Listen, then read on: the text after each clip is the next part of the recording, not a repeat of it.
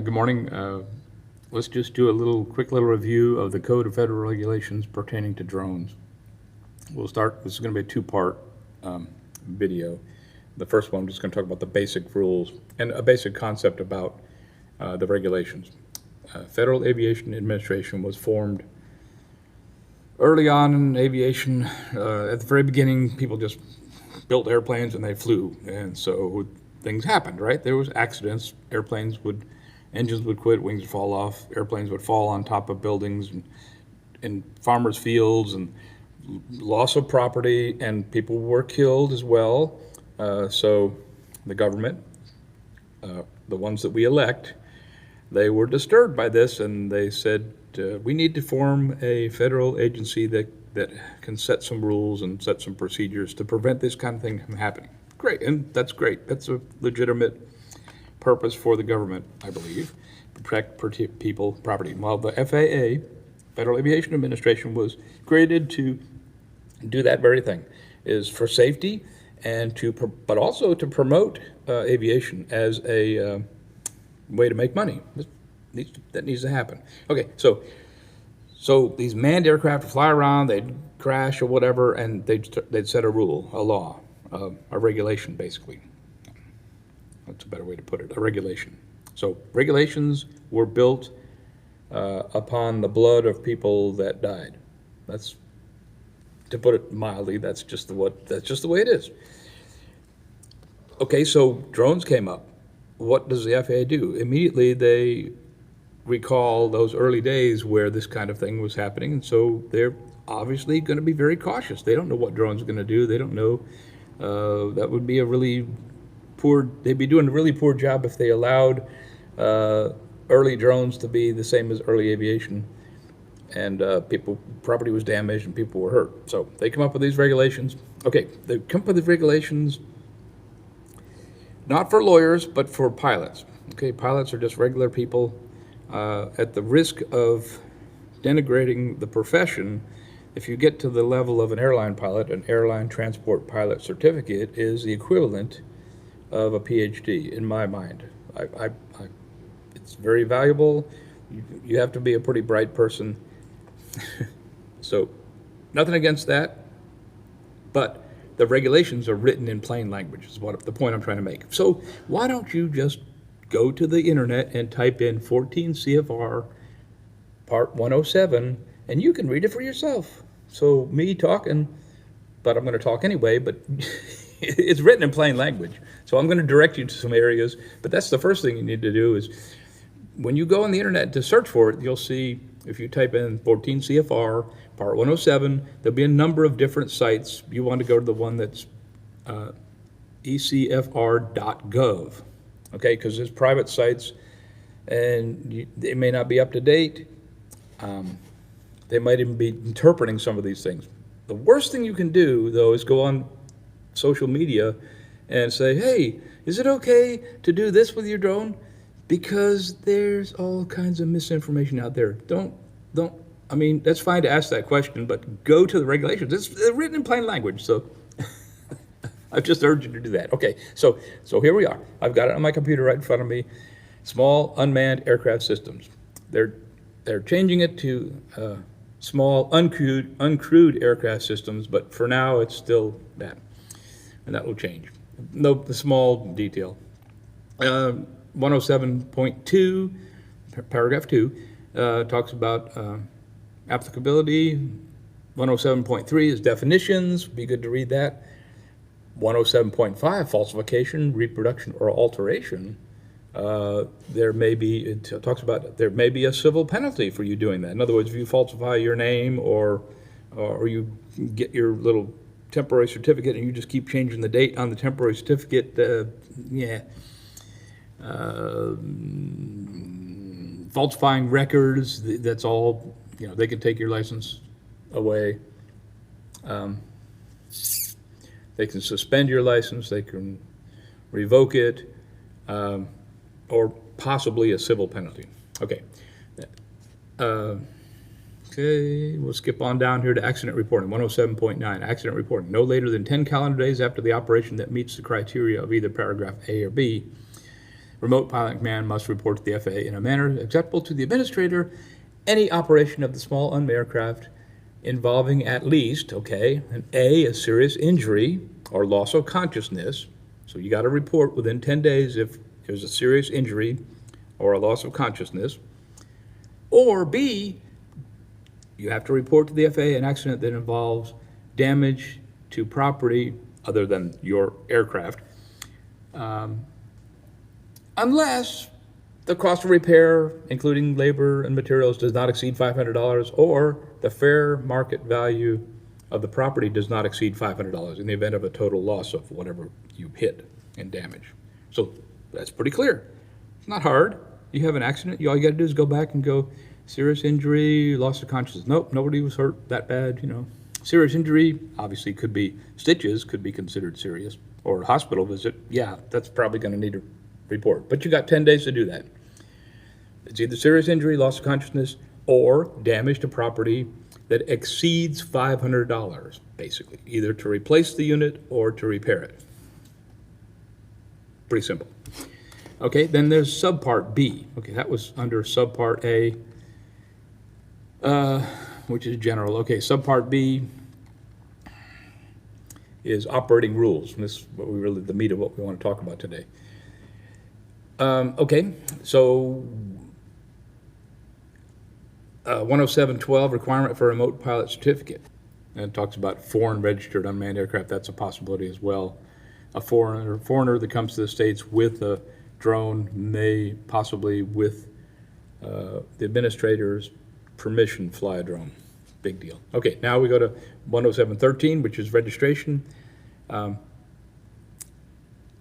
this refers to another part of the regulations, but on the internet, when you go to this site, everything's hyperlinked, so it hyperlinks you back to part 91, 14 CFR 91, 203, requires that all drones operated under 14 CFR 107 to be registered. Exception is if you're only doing an operation under the recreational rules, which does not require a 107 certificate. If the drone is less than 0.55 pounds, you don't have to register it.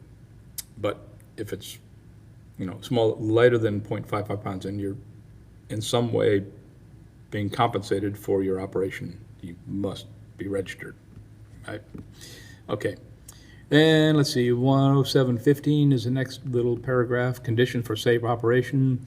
This is important. No person may operate a civil unmanned aircraft system unless it is in a condition for safe operation. Prior to each flight, the remote pilot command must check the small UAV system to determine whether it's in a safe condition for flight. That's part of your responsibility, pre-flight actions, right?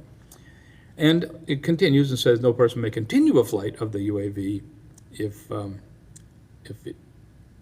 they become aware that the aircraft is no longer in condition to have a safe operation. Okay, 107.17 gets into medical condition. We don't have manned aircraft. Every so often you got to go to the doctor and they check to make sure you're competent or able to fly medically.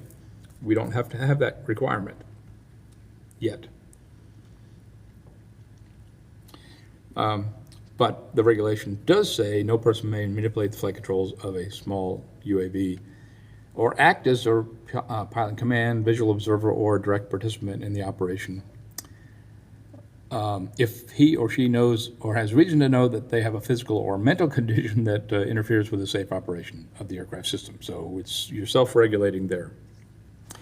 Good. Okay, part 107.19, remote pilot command. Okay. A few items that they have listed here, or we just call it a PIC. Remote PIC must be designated before and during the flight, during every flight. So somebody must be in charge, basically.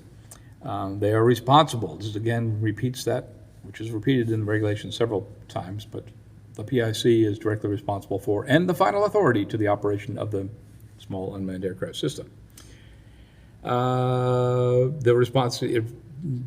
notes the responsibility. PIC must ensure that the aircraft will pose no undue hazard to other people, other aircraft, or other property in the event of a loss of control. of the UAV for any reason. You're responsible for that.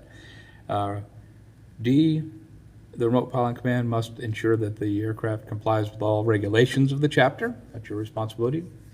And E is PIC must have the ability to direct the aircraft to ensure compliance with the applicable provisions of the chapter. Right. That pretty much covers the responsibility of the remote pilot command. Okay. 107.21. I'm going through this quickly because you can check it yourself. It's in plain language. In-flight emergency. 107, paragraph 21. This is the exception, important exception. In an in-flight emergency requiring immediate action, the remote pilot command may deviate from any rule of this part, listen, to the extent necessary to meet that emergency, okay? It's hard to find an example, but let's say, well, obviously we can't fly above 400 feet above ground level, correct? If for some crazy reason you needed, it was to avoid a crash and you flew to 420 feet, that would require, that would be a violation of the law. But they're saying that in order to meet that emergency, you may do that. Now, you can't go to 420 feet and then say, oh, it was an emergency, if there wasn't really an emergency. You know, you really have to have a legitimate reason for doing that. Also, another example might be we're prohibited from flying over people to avoid a helicopter. Let's say you're near an event, you're doing an angle, you know, so you're not over the people, but you're taking the pictures of the event over there. You have permission. It's not a temporary flight restriction or anything like that. You're taking pictures of people over there. Helicopter comes in here. You need to get out of its way. You might have to temporarily, to get out of its way, fly over these people. But as soon as the emergency is over, in other words, the aircraft's passed, you need to get back away from the people. Got it? Okay. So that's the in-flight emergency. There's another part of that, though. B is, it's 107 paragraph 21, in-flight emergency. That's A. B is remote pilot command who deviates from a rule under the rules must, upon request of the administrator, send a written report of that deviation to the administrator. So they don't want to know that you violated the rule in order to avoid this emergency or this hazardous condition. Unless they ask you, you just keep it to yourself and don't do that unless you have to. All right. Next section, 107, paragraph 23, hazardous operation. This is a catch-all one. It says no person may, A, operate an unmanned aircraft in a careless or reckless manner so as to endanger the life or property of another, or allow an object to be dropped from the small unmanned aircraft in a manner that creates an undue hazard to persons or property. Okay, so anytime the FAA begins an enforcement action because they've found that you were violating the law, they're going to definitely quote this because you're obviously operating in a careless and reckless manner if you ended up violating one of the regulations, right? But anyway. Okay, 107.25, paragraph 25, operation from a moving vehicle or aircraft. Okay, no person may operate a UAV from a moving aircraft. Seems like a no-brainer. B, from a moving land or waterborne vehicle, unless the UAV is flown over a sparsely populated area and is not transporting another person's property for compensation or hire. Okay, so you and your buddies, like, watch this, you know, you're out in the countryside somewhere, you're a passenger in the vehicle, and you want to take pictures. Let's say he's got a fancy sports car, right? So you're a passenger and you want to do a follow along of him driving his car down this country road in a sparsely populated area. Yeah, that's fine. I would highly recommend not being the driver and flying the drone at the same time. I think that would be not good. But anyway, can't do it over aircraft. You can't do it over obviously populated area. You can't go downtown having your drone follow you, your car or vehicle, or your bicycle for that matter, motorcycle, etc. And you can't do it if you're transporting another person's property for compensation or hire. Okay, next paragraph is paragraph 27, alcohol or drugs. No person, oh no, let me just read it. A person manipulating the flight controls of a small unmanned aircraft or acting as a remote pilot command or visual observer must comply with the provisions of 91.17 and 19. 91.17 and 19 are 91.17, 17. 91.17. I'm typing it over here. And this is the standard for manned aviation, and you already know this. So no person may act or attempt to act as a crew member within 8 hours after consuming an alcoholic beverage, while under the influence of alcohol, while using a drug that affects the person's faculties in any way contrary to safety, or while having an alcohol concentration of 0.04 or greater in the blood or breath specimen. And that's it. So that's it for that. Alcohol and drugs. Ready? Operation at night. No person may operate an unmanned aircraft system at night unless you need to complete initial knowledge tests or training as applicable. Okay, so when you get your 107 license, you'll have that training. That'll be part of your test. If you're already a UAV pilot now and you got your license before April 6, 2021, you need to take another little test. The recurrent test will cover that. So you're not allowed to fly at night unless you have taken that test or taken the initial test recently, or you have lighted anti-collision lighting visible for at least 3 statute miles and a flash rate sufficient to avoid collision. And you can reduce the intensity of that, but not extinguish it if it's, if you're flying close near and it's giving you a headache, I presume is what they're saying. Also, in addition to that, it says no person may operate a small unmanned aircraft during periods of civil twilight. That's a half hour after the sun, or before the sun goes down. After the sun goes down and before the sun comes up in the morning. That's called civil twilight, unless they have lighted anti-collision visible, same kind of lights. So, yes. Official sunset, you got to have lights, basically, is what they're saying. Except in Alaska, there's some other, but you don't need to know that. That won't be on the test, but and it's probably not applicable to you. But if you're in Alaska, you need to look that thing up. It's right there in plain language. Okay, 107.31. The regulation says, with vision that's unaided by any device other than corrective lenses, the remote pilot command, visual observer, if one is used, and the person manipulating the flight controls of the small unmanned aircraft system must be able to see the unmanned aircraft throughout the entire flight. They need to know, and there's 4 items. They need to know where the aircraft is. They need to know altitude, attitude, and the direction of flight. They need to observe the airspace for other air traffic or hazards. And 4, determine that the unmanned aircraft does not endanger the life or property of another. A phrase that's repeated over and over again because that is one of the main jobs of the FAA, is to regulate that. Make sure nobody hurts anybody or damages property.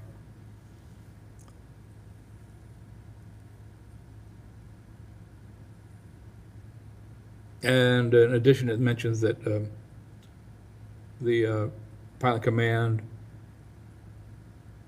and the person manipulating the flight controls and the visual observer must perform these duties. Okay, then the next paragraph does reference the visual observer, 107, paragraph 33. And basically says the same thing. Visual observer must define, but it adds this though, it says the visual observer must maintain effective communication with each other, with the person that's manipulating controls or the pilot, right? Because he or she gonna say, oh, this is aircraft, there's a hazard over there. So there has to be some kind of communication. Visual observer, the PIC is the one that has to ensure that the visual observer is able to see the unmanned aircraft, as the previous paragraph. And also it also states that the visual observer must scan the airspace where the unmanned aircraft is operating for potential collision hazards and maintain awareness of the position of the UAV throughout the flight. Okay. 107, paragraph 33, operation of multiple unmanned aircraft. No, let me read it. A person may not manipulate flight controls or act as remote pilot command or visual observer in the operation of more than one unmanned aircraft at the same time. So you can only do one at a time. You can get a waiver, though. You have to apply to the FAA and explain to them how you can do this safely, but the regulation says one at a time. All right. Paragraph 36, carriage of hazardous material may not carry hazardous material. But you say, wait, is not a LiPo battery hazardous? Yes, it is, but it's the main power source. It's okay. But you can't strap on a second battery that's not used for powering the machine to your drone or any other hazardous material. So basically, that the flamethrower drone violates 107, paragraph 36. Although I presume you can get a waiver for that as well. Okay. Paragraph 37, operation near aircraft, right-of-way rules. A biggie here for the FAA. Each small UAV must yield the right-of-way to all aircraft, all airborne vehicles, all launch and re-entry vehicles. And yielding the right-of-way means that the small unmanned aircraft must give way to the aircraft or vehicle and may not pass over, under, or ahead of it unless well clear. And it adds another section, no person may operate a small unmanned aircraft so close to another aircraft as to create a collision hazard. So we give way to everybody. And I would just add my thing I've said over and over again is don't scare a manned aircraft pilot, because they're going to pick up the phone, they're going to call the FAA and tell, and then we end up with more regulations. It's a serious condition. There's been recent studies done, and that is a real issue. There's been a number of sightings where manned aircraft have had to avoid. It primarily, at this point, it's helicopters. Helicopters share the same airspace as we do, so we need to be aware of that, and we need to be conscious of that. We need to be careful. We don't want to put, they're the same airspace we are. Helicopters fly below 400 feet all the time. And right now, there's no procedure for informing each other what we're doing. They don't know where we are, we don't know where they are, they just pop up, and we just pop up, and it's a hazard. Okay, that's right away, that's 37. 39 addresses, this is CFR 14 CFR 107, paragraph 39, operation over human beings. Can't do it. But to be more specific, according to the regulations, a human being is directly participating. So, unless, let me back up. No person may operate a small unmanned aircraft over a human being unless the human being is directly participating in the operation of the small unmanned aircraft, right? So your crew members, it's okay to fly over them. B, the human being is located under a covering structure or inside a stationary vehicle that can provide reasonable protection from a falling unmanned aircraft. So it's okay to fly over a vehicle, over people if they're inside the, or over a covering that prevents getting hit on the head, basically. And then C gets a little more complicated. I want to do another section on that, another video rather, because that gets a little more complicated. That's okay though. What the C says is operation meets the requirements of at least one of the operational categories specified in subpart D of this part. We'll get back, and that'll be a separate video. Okay, let's go to the next one. Is 107, paragraph 41, operation in certain airspace. This person, no person may operate a small UAV in Class B, C, or D airspace or within the lateral boundaries of surface area of Class E airspace designated for an airport unless that person has prior authorization from Air Traffic Control, ATC. We know that. 43, that's 41. 107, paragraph 43, operation in the vicinity of airports. Another one of those collision avoidance things. 43 says, no person may operate a small unmanned aircraft in a manner that interferes with the operation and traffic patterns at any airport, heliport, or seaplane base. Okay, so we have airports out there that are pilot controlled or uncontrolled. Remember, they're the ones on the sectional chart that are in magenta. And we can fly in those areas, but we can't interfere with the air traffic that's coming in to take off or taking off or landing or flying in that area. We have to avoid them and not, again, not scare manned aircraft pilots because they'll pick up the phone and call the FAA. So that's operation in the vicinity of airports. 107, 45, we're almost done. Operation in prohibited or restricted areas. No person may operate an unmanned aircraft in a prohibited or restricted area unless the person has permission from the using or controlling agency as appropriate. So we've talked about that before. Restricted areas, on the chart, they'll have time periods when they're active, and they'll also have who do you contact if you want to get permission to fly in there. Prohibited areas, generally speaking, you just can't fly in there. But same, they may have hours as well, but not likely. They're restricted areas are more likely to have hours of operation, and if outside those hours, that's fine. Okay. Oh, my.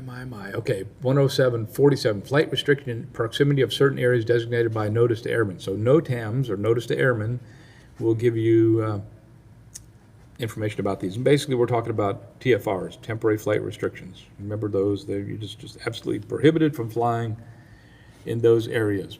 You can get waivers, but that's possible. But other than that, you can't fly there.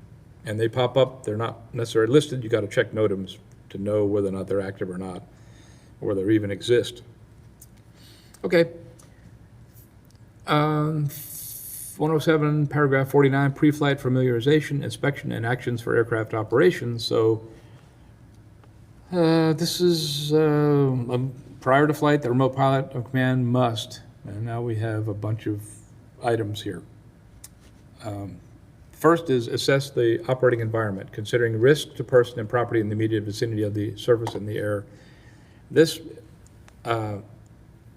assessment must include weather conditions, local airspace, any possible flight restrictions, the location of person or property on the surface that you might be flying around, and any other ground hazards. Okay, that's pre-flight action. We know that. That's pretty clear. That's A.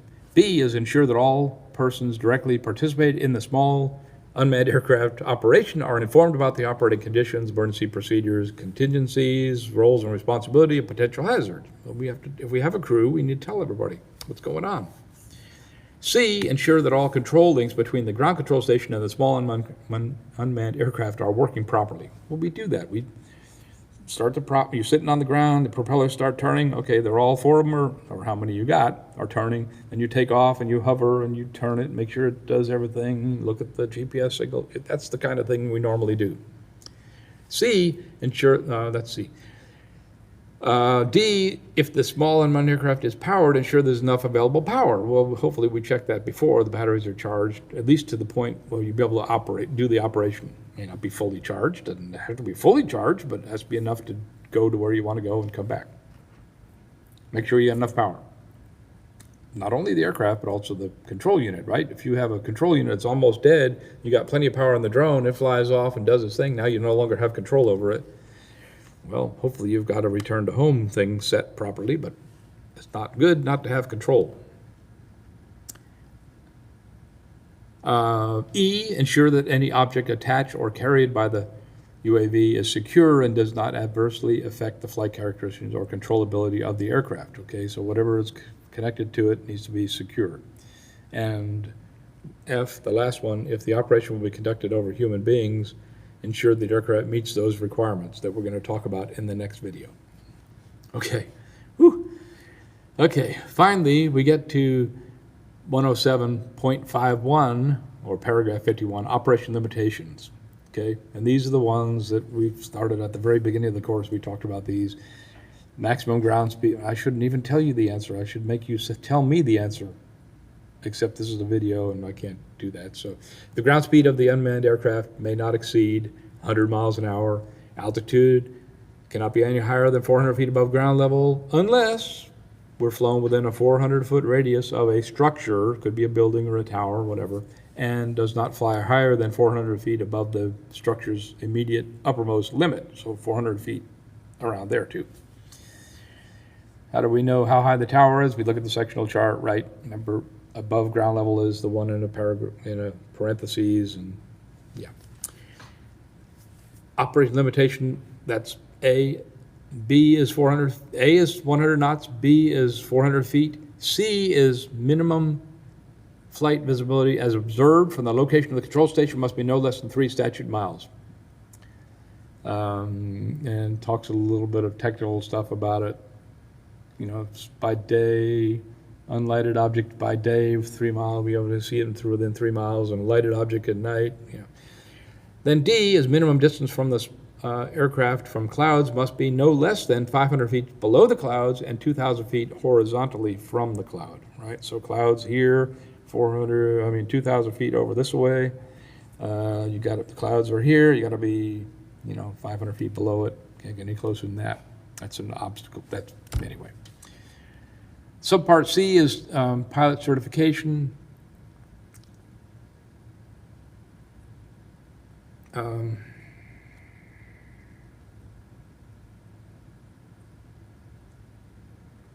Don't think there's one, paragraph 53, automatic dependent surveillance broadcast, AIDS B. You're not allowed to have that operating on your small aircraft. That sends a signal out, and manned aircraft will see you, and you may frighten them. I don't know why that is, but they're prohibiting us from using that in a transmit mode. 57 talks about offenses involving alcohol or drugs. So you have to submit to drug tests, otherwise they can, again, suspend your license or revoke your license if you refuse to submit to a drug test by, does it say? Doesn't say by who, but basically it says conviction for the violation of federal state statute regarding growing, processing, manufacturing, sale, distribution, possession, transportation, or importation of a narcotic drug, marijuana, or depressant, or stimulant drug are the grounds for denial of a certificate for 1 year, denial of an application for a remote pilot certificate for a year, or maybe suspension, revocation. So, yeah, that's offenses. And I made a slight error there. 57 is offenses involving alcohol or drugs, so we're talking about being convicted, a conviction on that. The next paragraph, 59, refusal to submit to an alcohol test or furnish a test result. That's the one that applies to you must submit to the test. Same result if you refuse to, you denial of an application for a remote pilot certificate for 1 year after the date of refusal, or suspension, revocation if you don't do that.